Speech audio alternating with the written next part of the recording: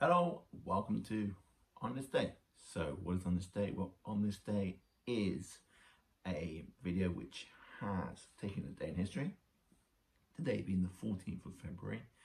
What we do is we look at the people who were born, the people who died, some facts about the day, what happened, and we finish it with some fun facts. And today will be on Cupid because today we are doing the 14th of February.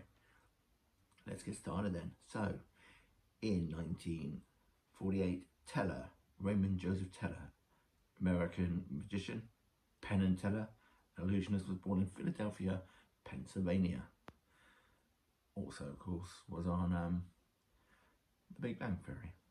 In 1951, Kevin Keegan, English footballer, played for the likes of Liverpool and Newcastle, and he was born in Amthorpe in Doncaster. So I believe it's in Yorkshire. He had 63 England caps, went on to manage Newcastle and Manchester City, and of course England. And in 1992, Christian Eriksen, Danish footballer, 109 caps for Denmark, played for Ajax, Tottenham, Inter Milan. He's currently on loan at Brentford. He survived cardiac arrest on the field in the Euros in 2021. He was born in Middelfart in Denmark. Who died then? In 1400, Richard II, King of England, between 1377 and 1399, murdered at the age of 33 at Pontefract Castle.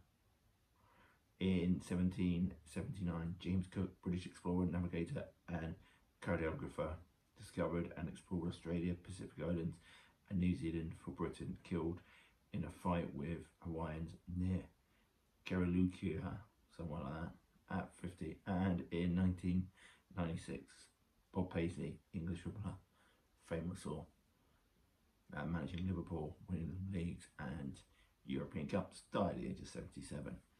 So what has happened then on the 14th of February in 1349, 900 Jews were burned alive in Strasbourg and similar number banned from the city after being blamed for the spread of the Black Death. Yeah, because of course it would have been a Jew soul. In 1670, Roman Catholic Emperor Leopold I chases Jews out of Vienna. In 1689, English Parliament places Mary Stuart and Prince William III on the throne. In 1747, astronomer James Bradley presents his discovery of the wobbling motion of the Earth on its access to the Royal Society of London. In 1849, in New York, James Knox Polk becomes the first serving US president to have his photograph taken by Matthew Brady. In 1876, Alexander Graham Bell and Elisha Gray apply separately for telephone patents. Supreme Court eventually rules Bell's rightful inventor. Not sure about that one, to be fair, because they both invented it and they're both similar. You can't really say, oh yeah, you invented it, but you didn't. There has to be some middle ground, surely. In 1896, Austro-Hungarian Zionist Theodor Holtz publishes the Judenstaat, the Jewish state, encouraging Jews to purchase land in Palestine. Also in 1896, Theodor Hertz, the Judenstaat, the Jewish state, is published, proposing a Jewish homeland as a means of escaping anti-Semitism in Europe. So pretty much the same thing there. In 1929, St. Valentine's Day massacre in Chicago. 7 gangsters killed allegedly on Al Capone's orders. In 1921, the original Dracula film starring Bela Lugosi as the titular vampire is released. In 1942, the Polish resistance movement, the Home Army, is formed and would eventually become the largest resistance movement in occupied Europe. Go Poland. In 1943, the Soviet Union recaptured the city of Rostov-on-Don, liberating Russia from Germany's 17th Army during World War II. In 1945, second day of bombing of Dresden by Allied air forces, What I've heard is Dresden was pretty much totally destroyed by the Allies, and about 20,000 civilians were killed. In 1945, World War II, Prague is bombed, probably due to a mistake in the orientation of pilots bombing Dresden. In 1984, Britain's Jane Doolittle and Christopher Dean famously dominate the ice dancing at the Sarajevo Winter Olympics, performing to Maurice Ravello's Bolero in a free dance routine, record 9 of 9 perfect scores for artistic impression. Yeah, they definitely won that one. In 1989, Supreme Leader of Iran, Ayatollah Khomeini, issues a fatwa calling for the death of Saddam Rushdie and his publishers due to the novel Satanic Verses. A bounty is placed on his head. In 1989, the first of 24 satellites of the Global Positioning System are placed into orbit. So if I got these right, there are certain spots in space where things go at a certain speed, and the Global Positioning System orbits they stay in the same place for 24 hours. So like the Earth, they take 24 hours to actually go round. So they're always in the same place, basically, in space. In 1990, space probe Voyager 1 takes a photograph of the entire solar system. The images transmitted in real time, with Earth a pale blue dot. In 1991, The Silence of the Lambs film, based on the book by Thomas Harris, directed by Jonathan Demme and starring Jodie Foster and Anthony Hopkins, is released, and it wins Best Picture in 1992. In 2013, the Large Hadron Collider, the world's largest and highest energy particle accelerator, will be switched off for 2 years for upgrading. In 2021, at least 60 people killed and hundreds missing after a boat capsizes on the Congo River, carrying several hundred people in Western Democratic Republic of Congo. So, lots of things pretty much happening there. Let's do your fun facts then. Because today being Valentine's Day, we need some Cupid. So if you mention Cupid, if you mention Cupid to just about anybody, that would tell you he is the god of love. But how much do we really know the facts and the fiction? They're all fiction. Gods aren't real. In Latin, Cupid goes by 2 names that have different origins, but those meaning are both associated with love. One is Cupid's Roman name of Cupido. This form means desire. If we stop to think about it, regardless of our age, the people we love deeply are ones we enjoy and desire to be with as much as possible. Cupid's other Latin name is Amor. For students enrolled in Latini,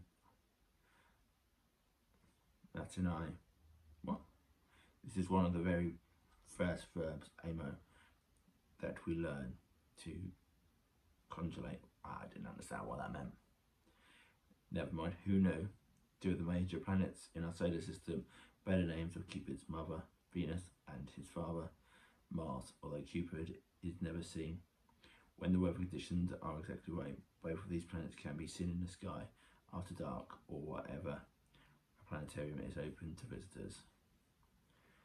In Greek mythology, Cupid is known as Eros, who was portrayed as a slender young boy with wings. However, following the Hellenistic age that ended about 31 BC when Rome conquered Greece, he was portrayed as a chubby little boy we are most familiar with, and especially around Valentine's Day. In both Greek and Roman mythology, Cupid always had a bow and arrow which he used to shoot powers of love wherever he wanted to go. Some early artists picture Cupid as being blindfolded. According to Shakespeare, the reason was because as a chubby little boy, Cupid often changed his feelings about things, especially those having to do with love. Although Cupid is portrayed with a bow and arrow, most people don't know that he actually has 2 arrows, or perhaps 1 arrow with 2 very different tips. If he fires the gold one, which had a very sharp tip, the female heart where it landed was immediately filled with love and desired to be with a certain male forever. Shakespeare's words about Cupid changing his mind. Sorry, let me start that bit again. Shakespeare's word about Cupid changing his mind applied to the blindfolded Cupid, and his use of the blunt-tipped lead arrow, where males and females, when the lead tips struck the heart, the message was that one person in the relationship wanted to end it and be free for that person forever, so the other relationship could be started. If an assignment gives you the opportunity to write about love, it would be interesting to interview different people, especially those who are married, to learn how many are in a relationship with the very first male or female that they fell in love with. According to some writings, Cupid's personal experiences. Yeah, okay. Right, let's try and find, let's go on a bit. Right, okay, so Cupid and Psyche are said to have had a daughter who was given the name Voluptas, meaning pleasure. How Cupid relates to the world today, in addition to the Valentine's cards, decorations, and other things associated with February 14th, the Day of Love. Several musicians have written songs about Cupid. One song in particular ended up being ranked as 452 in the Rolling Stones list of the 50 greatest songs of all time. The song was written in 1961 by R&B artist Sam Cooke. The most often remembered part of the lyrics goes, Cupid, draw back your bow and let your arrow go straight to my lover's heart for me. Well, there you go. That is the 14th. I'll skip for a bit of that because, yeah, it didn't really make a lot of sense to me. And you don't want to listen to this idiot stumbling over his words. This has been the 14th of February. See you, pals.